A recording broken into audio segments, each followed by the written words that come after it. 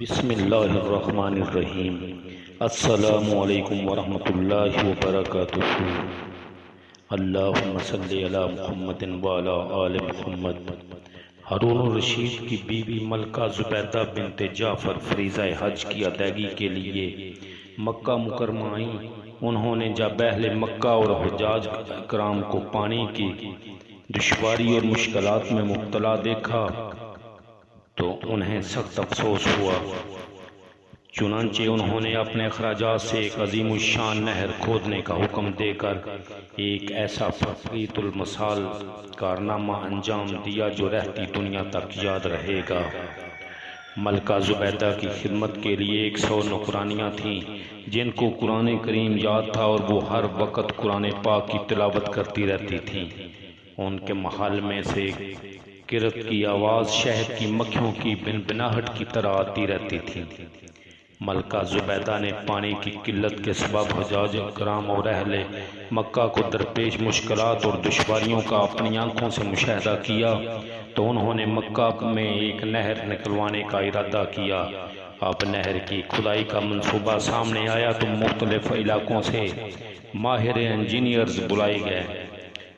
مکہ مکرمہ سے 35 کلومیٹر شمال مشرق میں وادی حنین کے جبال طاد سے نہر نکالنے کا پروگرام بنایا گیا۔ اس عظیم الشان منصوبے پر 17 لاکھ دینار خرچ ہوئے۔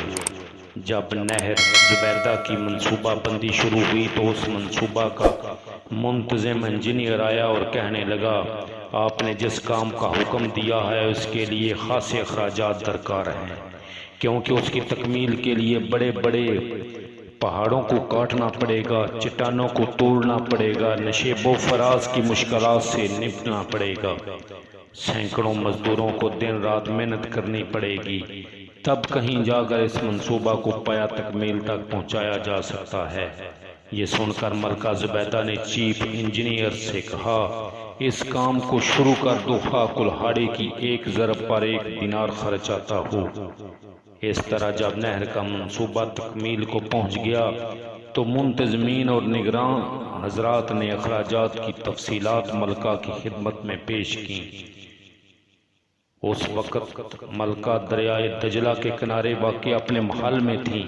ملکہ نے وہ تمام کاغذات لیے اور انہیں کھول کر دیکھے بغیر دریا پر کر دیا اور کہنے لگیں، الہی میں نے دنیا میں کوئی حساب کتاب نہیں لینا، تو بھی مجھ سے قیامت کے دن کوئی حساب نہ لینا۔ اللہ رب العزت ان کے درجات کو بلند فرمائے اور دونوں جہاں میں ہم سب کو کامیابی و کامرانی عطا فرمائے۔ آمین ثم آمین یا رب العالمین۔ آخر میں تمام دوستوں سے گزارش ہے کہ ہمارے چینل کو لائک کریں، سبسکرائب کریں اور پلیز گھنٹی کا بٹن دبائیں۔ بہت شکریہ۔